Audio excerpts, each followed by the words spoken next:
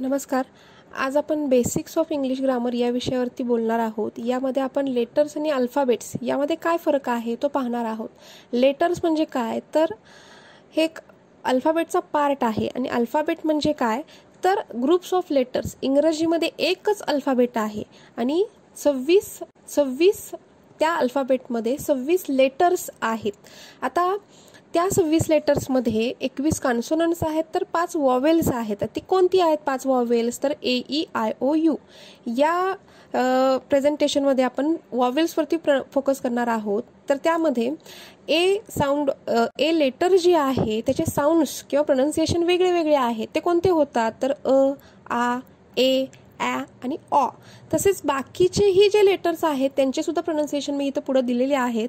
तर त्यापैकी या साऊंडबद्दल आपण पाहूयात.